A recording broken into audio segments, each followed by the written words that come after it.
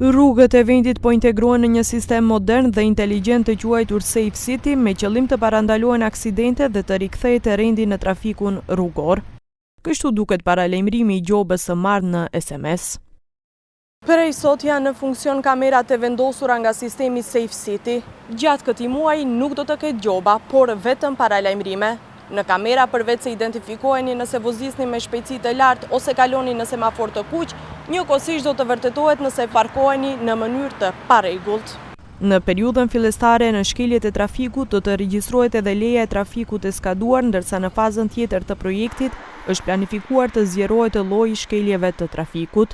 Nga MPB njoftojnë se për kundërvajtje që do të dokumentohen do të dërgojnë mesazh pronarit të automjetit me të cilin është përcaktuar shkelja e trafikut. Mesazhi do të dërgohet në numrin e telefonit celular dhe adresën e emailit që pronari i automjetit i ka dhënë gjatë regjistrimit të automjetit.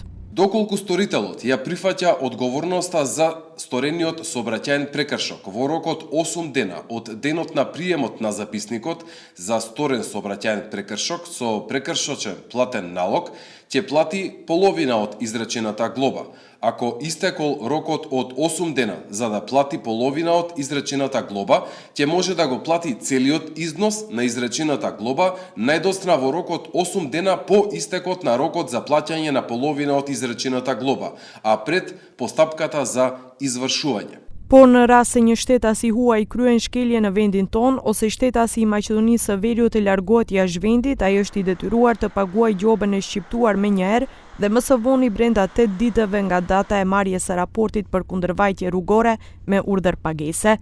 Nëse shkelësi nuk e ka paguar gjobën, Ministria e Brendshme do ta paraqesë atë te organi kompetent për pagesë me detyrim.